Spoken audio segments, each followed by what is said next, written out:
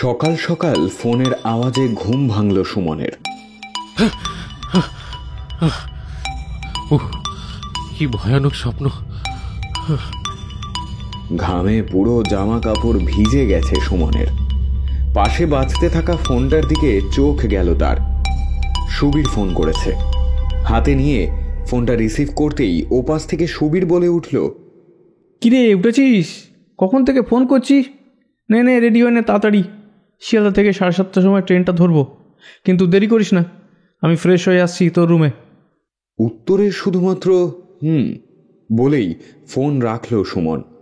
বিছানায় বসে বসে রাতের স্বপ্নটা নিয়ে ভাবল সুমন।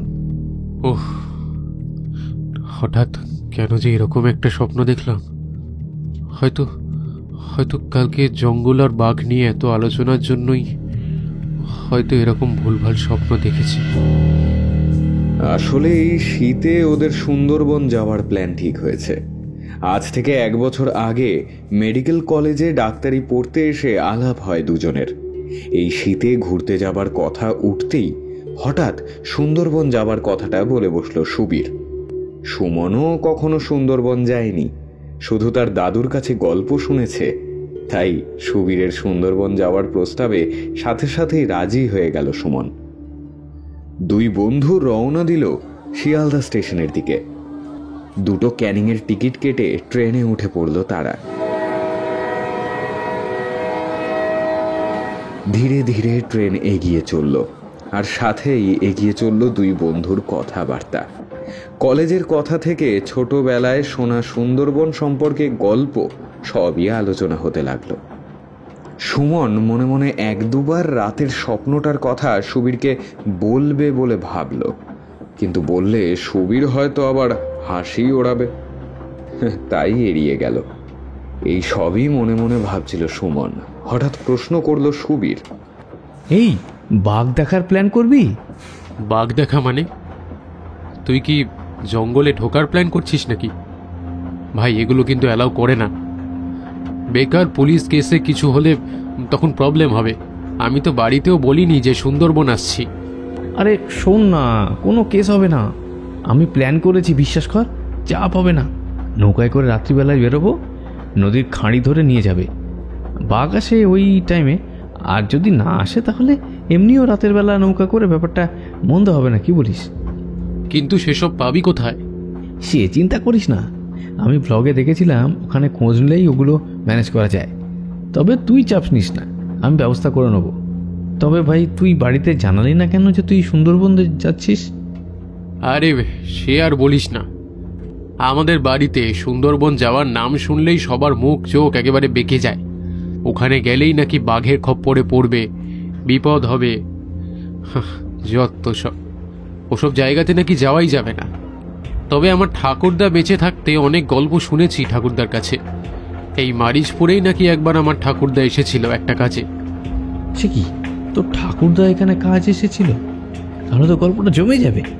তোর ঠাকুরদা তান্ত্রিক ছিল তো? তার কাজ মানে এ তো নিশ্চয়ই কোনো ভৌতিক কাণ্ড। ব্যাপক ব্যাপার ভাই, বল বল কি কেস? বেশ কৌতূহলের সাথেই জানতে চাইল সুবীর। থাক, আর গল্প শুনে তোর কোনো কাজ নেই। ওই দেখ, ক্যানিং ঢুকছে, চল নামতে হবে।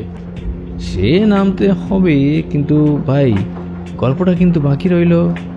রাতের নৌকায় কিন্তু শোনাতে হবে। বাঘ না পায় তো ঠাকুরদার ভূতের গল্পই না হয় এনজয় করবো।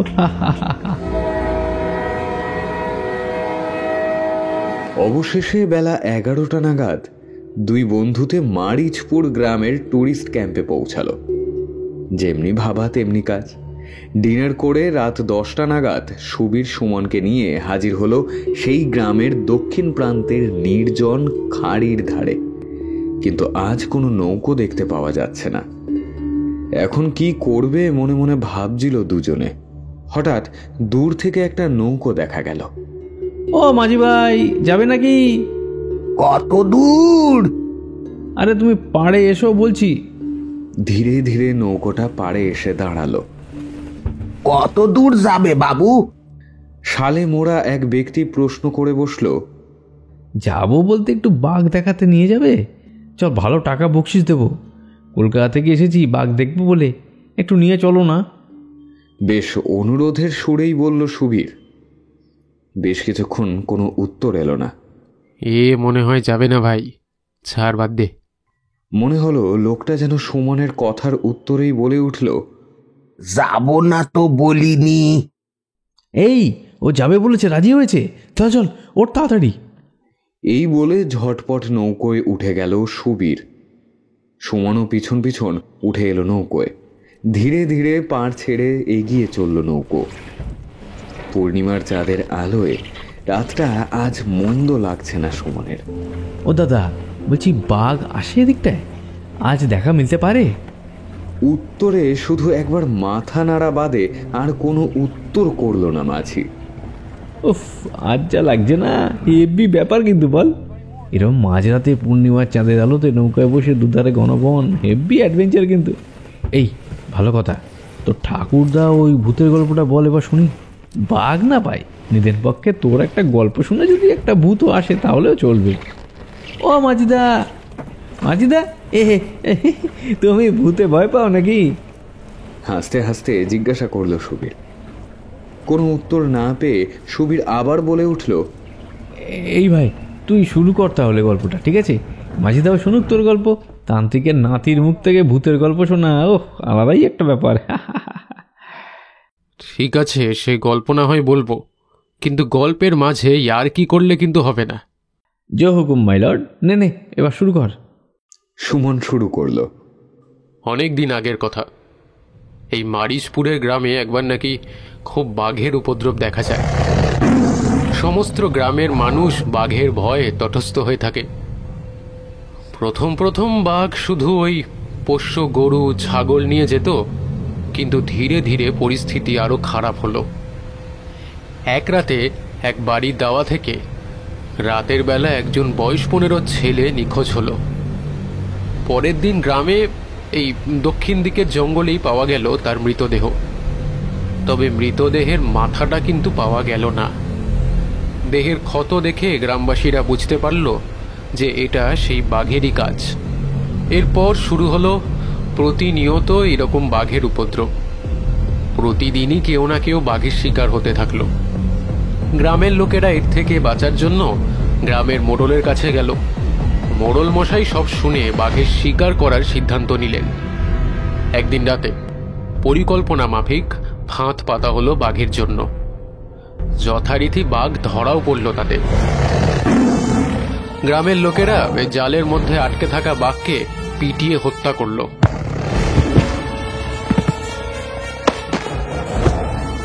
তারপর সবাই খুশি মনে যে যার বাড়ি ফিরে গেল। গ্রামের মোড়লও সগৌরবে বাড়ি ফিরে এলো। কিন্তু বিপদ এলো তার কিছুদিন পর থেকে। আবারও একইভাবে শুরু হলো বাঘের উপদ্রব। গ্রামের লোকেরা ভাবল হয়তো এই বাঘটার কোনো জুড়ি হবে। গ্রামের মোড়লের নির্দেশে ফের পাতা হলো একটা বাঘের জন্য ফাঁদ। কিন্তু বাঘ জালে আটকা পড়ার পর সবাই আশ্চর্য হয়ে গেল যে এই বাঘ সেই বাঘটাই যাকে কিছুদিন আগে জালের মধ্যে পিটিয়ে মেরেছিল সবাই। এবং তার থেকেও আশ্চর্য ব্যাপার, এই বাঘটা দেখতে দেখতে চোখের সামনে ধীরে ধীরে হাওয়াতে মিলিয়ে গেল। এই দেখে গ্রামবাসীরা খুব ভয় পেয়ে গেল। তারা বুঝতে পারল যে এটা শুধু কোনো বাঘের কাজ নয়, এর পেছনে লুকিয়ে আছে কোনো বৃহৎ অশুভ শক্তি। এর ফলে গ্রামের লোকেরা চিন্তায় পড়ে গেল। ভয়ের মধ্যে তাদের দিন কাটতে শুরু করল। গ্রামের মোড়লের ছোটবেলাকার বন্ধু ছিল আমার ঠাকুরদা। সেই ঠিক করল আমার ঠাকুরদাকে সবটা জানাবে আর তার সাহায্য নেবে। আমার ঠাকুরদা মোড়লের কাছ থেকে পাওয়া চিঠিতে সমস্ত ঘটনা জেনে মারিজপুর গ্রামের দিকে রওনা দিল। এখানে এসে ওই মোড়লের কাছে সমস্ত ঘটনা শুনে ঠাকুরদা নিজে ব্যাপারটা অনুসন্ধান করে দেখবে ঠিক করল। বেশ কিছুদিন অনুসন্ধানের পর সে বুঝতে পারে যে এটা শুধু কোনো সাধারণ প্রেত আত্মার কাজ নয়, এ আরও শক্তিশালী কোনো কিছু। আমার ঠাকুরদা মোড়লকে গ্রামের সবাইকে এক জায়গাতে জড়ো হতে বললে। গ্রামের মোড়লের নির্দেশে গ্রামের সবাই মোড়লের বাড়ির উঠানে জড়ো হলো। আমার ঠাকুরদা নিজের পরিচয় দিয়ে সবার উদ্দেশ্যে বলল, দেখুন, আপনাদের গ্রামে বেশ কিছুদিন ধরে যেসব ঘটনা ঘটছে তার জন্যই আপনাদের গ্রামের মোড়ল আমায় এখানে আসতে বলেছেন। এখানে এসে বেশ কিছুদিন অনুসন্ধান করে আমি আমার তন্ত্র সাধনার বলে বুঝতে পারি যে আপনাদের গ্রামে ঘটে যাওয়া ঘটনাগুলোর পেছনে আছে এক পিশাচ সিদ্ধতান্ত্রিক। আপনাদের গ্রামের দক্ষিণ দিকের জঙ্গলটাতে সে নিজের আস্তানা তৈরি করেছে। এই কাপালিক রূপ বদলের বিদ্যায় পারদর্শী হওয়াতে সে বাঘের রূপ ধরে আপনাদের বাড়ি থেকে গরু ছাগল নিয়ে গিয়ে নিজের যজ্ঞের বলির কাজে ব্যবহার করতে লাগলো। ধীরে ধীরে তার যজ্ঞ আরও বৃহত্তর হয়ে উঠল এবং এবার তার দরকার পড়ল মানুষের রক্ত। তাই একে একে মানুষ বাঘের শিকার হতে শুরু করল। সে তার আরাধ্যা দেবতাকে 30টি মানুষের মাথার কুলি দিয়ে বানানো মালা অর্পণ করে অমরত্ব লাভ করতে চায়। কিন্তু আমরা তো সেই বাঘরে নিজের হাতেই পিটিয়ে মেরেছিলাম, আর পরও সেই বাঘ ফিরে এলো কিভাবে? তোমরা তাকে পিটিয়ে মেরেছিলে ঠিকই, কিন্তু মৃত্যু তো শুধু দেহের হয়। সেই তান্ত্রিকের আত্মা নিজের কাজ পূরণ করতে ফিরে এসেছে এবং সে নিজের যজ্ঞ পূরণ না করে কিছুতেই যাবে না। এই শুনে গ্রামবাসীদের মধ্যে সে তো শোরগোল পড়ে গেল। তারা সবাই আমার ঠাকুরদাকে বললে, তান্ত্রিক মশাই, আপনি কিছু একটা করুন, আপনি আমাদের বাঁচান। উপায় একটা আছে, কিন্তু তাতে মনের জোর চাই। আপনি আমাদের বাঁচান তান্ত্রিক ঠাকুর, আপনি আমাদের বাঁচান। আমরা সব কিছু করতে রাজি আছি তান্ত্রিক মশাই, আপনি শুধু আমাদের বাঁচান। ঠিক আছে, তবে যেটা বলছি শোনো। এই বলে বলা শুরু করলো আমার ঠাকুরদা। ওই দক্ষিণের জঙ্গলের একটি বড় পোড়া বট গাছের নিচে ওই তান্ত্রিক তার মৃতদেহটিকে লুকিয়ে রেখেছে। আমাদের মাটি খুঁড়ে সেই মৃতদেহটিকে বার করতে হবে এবং সেই মৃতদেহটিকে চিতায় দাহ করে সেই চিতার ছাই দিয়ে গ্রামের চারিদিকে বন্ধন দিতে হবে। তাহলে সেই তান্ত্রিকের আত্মা আর এই গ্রামে আসতে পারবে না বা এই গ্রামের কারোর ক্ষতি করার কথা ভাবতেও পারবে না। কিন্তু তান্ত্রিক মশাই, কিন্তু ওই মৃতদেহ চিতায় নিয়ে যাওয়ার পথে সেই তান্ত্রিকের আত্মা অনেক বাধার সৃষ্টি করবে। তবে তাতে ভয় পেলে হবে না, নিজের মনকে শক্ত করতে হবে। কোনো ভয় বা মায়াতে আটকে গেলে হবে না, কারণ একবার সেই মৃতদেহকে মাটিতে রাখলে আর কোনোভাবেই সেই তান্ত্রিকের আত্মাকে আটকানো সম্ভব নয়। সামনের অমাবস্যায় আর 2 দিন বাকি, তখনই আমাদের এই কাজটা করতে হবে। ততদিন পর্যন্ত আমি গ্রামের চারপাশে গাত্রবন্ধন করে দিচ্ছি, তাতে সাময়িকভাবে সেই আত্মাকে আটকানো সম্ভব হবে, তবে বেশি সময়ের জন্য নয়।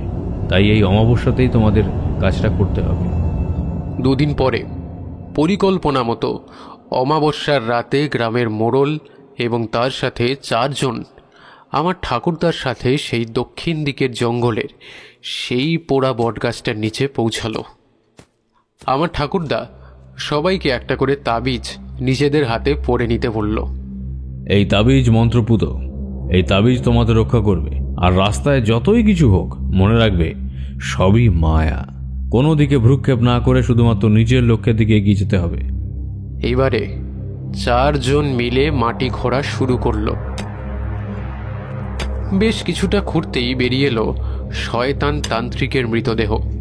আশ্চর্যের বিষয় এই যে সেই মৃতদেহে পচন ধরার কোনো লক্ষণই নেই, যেন মনে হচ্ছে সদ্য তাজা মৃতদেহ। মৃতদেহটি বার করে তাড়াতাড়ি কাঁধে তুলে নিল 4 জনে। শুরু হলো মৃতদেহ নিয়ে যাত্রা। সামনে আমার ঠাকুরদা মন্ত্র বলতে বলতে চলল, ওং হ্রিং ক্রিং ছট, আর পিছনে বাকি সবাই মৃতদেহ নিয়ে অনুসরণ করে চলল। কিছু দূর চলার পরে হঠাৎ বাঘের গর্জন শোনা গেল। সবাই একটু থতমত খেয়ে গেল। আর এই দেখে আমার ঠাকুরদা বলে উঠল, কেউ ভয় পেও না, এ শুধু সেই তান্ত্রিকের মায়া। সবাই আমার পেছনে পেছনে এসো। বেশি দূর যেতে হলো না, এবার যেন মৃতদেহটা হালকা নড়ে উঠল আর সাথে বিকট হাসি আসতে শুরু করলো। শুনে সবাই ভয়ে দিশেহারা হয়ে গেল। মৃতদেহ যাদের কাঁধে ছিল তারা ভয় পেয়ে মৃতদেহ নামাতে গেলে ঠাকুরদা বাধা দিয়ে বলল, খবরদার না, এসব শুধু চলো না। তোমরা সবাই কালীর নাম জপ করো, মা সবাইকে রক্ষা করবে। মা কালীর নাম জপের সাথে সাথেই সবকিছু আবার আগের মতো হয়ে গেল। ধীরে ধীরে মৃতদেহ চিতার কাছে নিয়ে আসা হলো। গ্রামের লোকেরা আগে থেকেই নদীর ধারে চিতা সাজিয়ে রেখেছিল। সেখানে গিয়ে গ্রামবাসীরা চিতায় মৃতদেহকে শুইয়ে দিতেই ফের মৃতদেহ উঠে বসল। সাথে সাথে চারদিকে শুরু হলো প্রবল ঝড়। ধীরে ধীরে মৃতদেহের মুখ বিভৎস হয়ে উঠল, আর সাথে শুরু হলো সেই বিকট হাসি। তখন আমার ঠাকুরদা বীর বীর করে মন্ত্র উচ্চারণ করা শুরু করলো। ওম হ্রিং ক্লিং ছট। ধীরে ধীরে ঝড়ও থেমে গেল। এবার ব্যাগ থেকে গঙ্গা জল নিয়ে মন্ত্র বলে ছুঁড়ে দিল বসে থাকা মৃতদেহের গায়ে। মৃতদেহটি কেমন যেন মুষড়ে পড়ে গেল চিতার উপরে। সাথে সাথে মোড়লের হাত থেকে মশালটা নিয়ে ঠাকুরদা চিতায় আগুন দিয়ে দিল। সাথে সাথে এক বিকট আর্তনাদ ভেসে এলো, আর সাথে ভেসে এলো তান্ত্রিকের হুমকি। তুই ঠিক করলি না, আমি তোকে ছাড়বো না, তোর বংশ আমি শেষ করে দেব। আস্তে আস্তে হাওয়ায় মিলিয়ে গেল তান্ত্রিকের কথাগুলো। চিতার আগুন শান্ত হয়ে এলে সেই চিতাভস্য নিয়ে গ্রামের চারিদিকে বন্ধন করে দিয়েছিল আমার ঠাকুরদা। তারপর থেকে আর কখনো সেই তান্ত্রিকের আত্মা এই গ্রামের লোকেদের কোনো ক্ষতি করেনি। এই বলে নিজের গল্প শেষ করলো সুমন। গল্প শেষ হলে এবার সুবীরের হাসি শুরু হলো। ভাই, আজকের দিনে ওইসব গল্প সত্যি নাকি তোর ঠাকুরদা বাঘরূপী তান্ত্রিককে মেরেছিল? ভাই সত্যি বলছি, তোর ঠাকুরদা তান্ত্রিক ছিল কি ছিল না সেই জানি না, কিন্তু গল্পটা খুবই ভালোই বানাতে পারত। এরকম গল্প আমাদের বলিউডে পেলে এক পুরো লুপে নেবে। এই বলে ফের হাসতে শুরু করলো সুবীর। দেখ ভাই, তুই গল্প নিজেই শুনতে চাইছিলি, আমি তো এই গল্প সত্যি বলেও দাবি করিনি। তুই এরকম হাসাহাসি করছিস যে, থাক এখানেই শেষ, আর কোনো গল্প বলা হবে না। এখানে শেষ নয় বাবু। হঠাৎ একটা স্বর ভেসে এলো। বেশ চমকে উঠল সুমন। হ্যাঁ, শেষ নয় মানে? কাহিনী এখানে শেষ নয় দাদা বাবু। মানে মানে কি বলতে চাও তুমি? হ্যাঁ, তেমন কিছু না, তবে জানেন কি, সেই তান্ত্রিকের আত্মা কিন্তু ভুল বলেনি। সেদিনের পর থেকে সেই মরিচপুর গ্রামের লোকেদের কোনো ক্ষতি করতে পারেনি, এটা সঠিক। কিন্তু সে অপেক্ষা করে আছে নিজের প্রতিশোধের। মানে কিসের প্রতিশোধ? বাবু, আপনি আপনার বন্ধুর গল্পটা মন দিয়ে শোনেননি। ওই যে তান্ত্রিকের শেষ বলা কথাগুলো, যে সে আপনার বন্ধুর ঠাকুরদার বংশ শেষ করে ছাড়বে। তো এসব হয় নাকি? বাবু, হয়, এরকমও হয়। এই বলে নিজের শালটা সরিয়ে পেছনে ঘুরল মাঝি, আর সাথে সাথেই তাকে দেখে রক্ত হিম হয়ে গেল দুজনের। মানুষের শরীরে বাঘের মাথা নিয়ে সামনে দাঁড়িয়ে যেন স্বয়ং মৃত্যু। বলেছিলাম না বংশ শেষ করে দেব। এক বিকট অট্টহাসিতে ফেটে পড়ল আকাশ।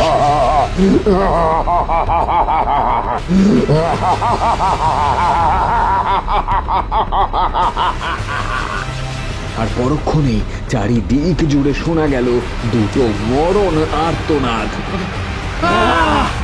দুই বন্ধুর শেষ আর্তনাদ।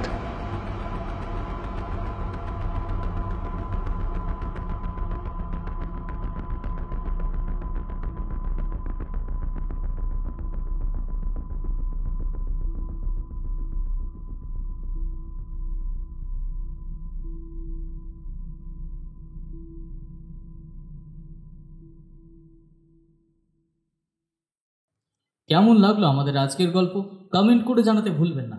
যদি গল্পটি ভালো লেগে থাকে অবশ্যই ভিডিওটিতে একটি লাইক এবং ভিডিওটিকে অনেক অনেক শেয়ার করবেন। যদি আমাদের গল্প ভালো লেগে থাকে তাহলে অবশ্যই গল্পবাজ চ্যানেলকে সাবস্ক্রাইব করবেন এবং সাবস্ক্রাইব বাটনের পাশে বেল আইকনটি প্রেস করবেন, যাতে সমস্ত গল্পের নোটিফিকেশন আপনারা সবসময় পেয়ে যান।